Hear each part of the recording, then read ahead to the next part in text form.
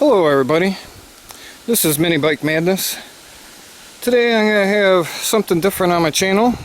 What it is, obviously you can see here, is my 1993 Murray mud mower that I've been building up. Did a couple things to it so far. Obviously added tires, added myself a small LED light, got rid of the the brake off of my clutch pedal. Added a stop here because of the way the clutch mechanism was on this. Once I removed the brake rod on it, it would actually push my idler pulley right into the side of the frame. So I put this little setup here with a bolt and a washer, so there's no way it can actually smack the frame now. I took in, also added a voltmeter so I could tell how low my battery is while using my light. I put on a better seat. The original seat on this thing was just atrocious, and it was a weird angle. Instead of the sitting level like how I end up putting springs on the back for the seat and then just use bushings here, take up the difference, because I'm pretty tall and I needed a little bit more leg room. I don't know if you can tell from this picture, but this is actually a little bit smaller mower. It's not like a full-size mower like my two friends here that's got their mowers that are actually full-size. I know you can't really see them because they're tarped up right now. I'm actually at my friend's house right now. I made this little tiny rack. Well, actually my buddy Adam did. Thanks, Adam. And he gave me this Harbor Freight toolbox too. So I made it a little bit bigger than what this would accept, so I can actually carry this, carry tools or other stuff, drinks when go out riding, do a romp. And it can also fit my 2-gallon gas container if I want to use that instead. So I didn't want to have a big old rack like a lot of people coming right off the back sticking out. Being that this is a smaller size mower, I actually wanted to keep everything a little smaller. Hence why I kept the smaller size tires too. These are Sun F Classic 2 tires. I stuck with the original size. They're 18 by 9.5 on 8-inch rims.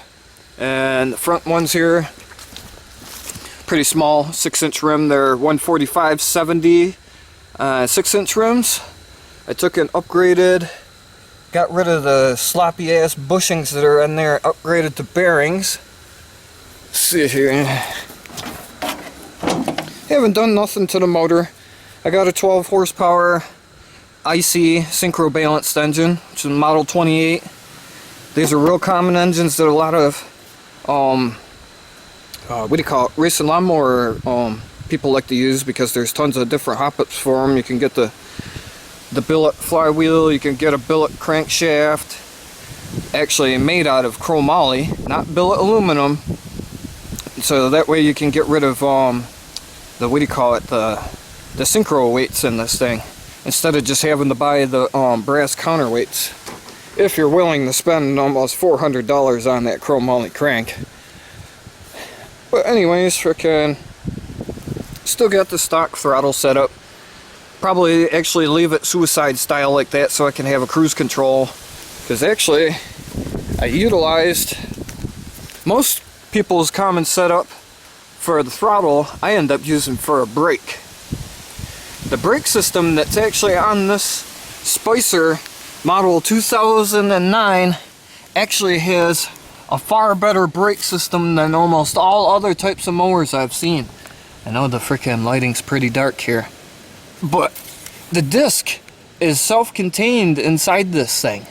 It isn't a regular just disc that's so wide, and then you can actually tell that it's a little different than how most mower brakes are. And what's excellent about this is it actually locks up when you're going at speed, compared to other mowers that I think I might try to slow you down type of situation. And I really love that. The brake system is awesome on this thing. Still waiting to, well, you ain't gonna be able to see actually. Still gonna do a pulley swap. I haven't done that yet. She's still freaking slow as molasses, but I get to go out with my friends and get to have fun. Makes it a little more challenging, being that this thing doesn't have the lock transmission or transaxle in it yet.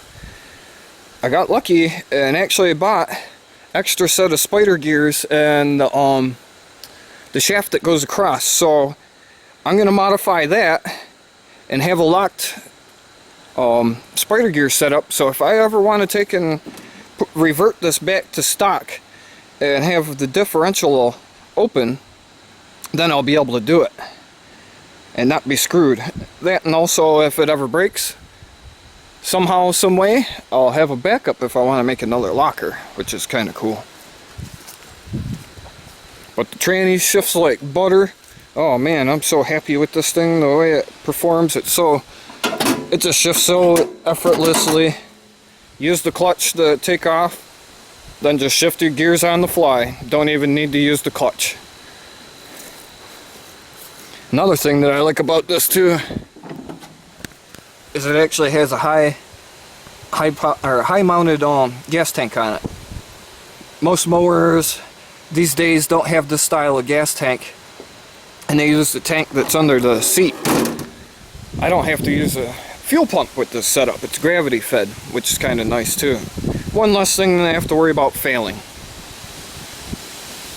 But pretty soon, gonna get those mods done. Like I said, do the locker, get into my transaxle, get all that crappy ass bentonite out, and I'm gonna replace the bentonite with John Deere cornhead grease. It's actually the same type of rating as what bentonite is, except it isn't a clay based, it's a polyurea based grease. And for anybody that doesn't know what cornhead grease is, it actually starts out like a thick grease, but soon as extreme pressure or friction is applied to it, it turns into like roughly like a 90 to like 100 weight gear oil. But what's awesome about this stuff is it's not like regular grease. Cornhead grease actually stays clung to the gears compared to grease that just flings off. The stuff is freaking great, and it's got, like I said, it's got the exact same rating. It's an NLGI number 0 grade, and it's one of the best things if you're not actually going to take and try to convert your transaxle from grease to an oil bathe setup. That's what I recommend, is using cornhead grease. It's so much easier to work with, and it's not really that expensive at all. But yeah, here's a quick little look at my mower. One more thing I'm still waiting on. As you can see, I got the dreaded stupid oil leak from my frickin' rubber seal here.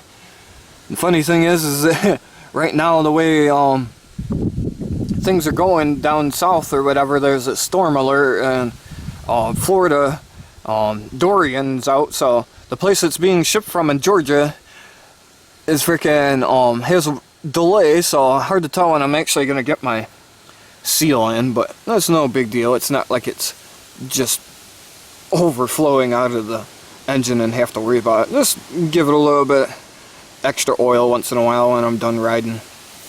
But yeah, this is a quick little overview of my Murray mower. Get to see more of it on my channel coming up soon once I do some more of the mods and show off what it can do once I get the locker installed and do my pulley swap.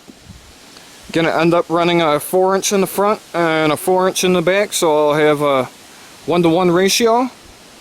Should be roughly good for about, I'm thinking, maybe 10 to 12 miles an hour. I don't ever plan to remove the governor on this engine. I'm just gonna keep it stock and rock it as is. But this is Dan, aka Mini Bike Madness, and I will see you later.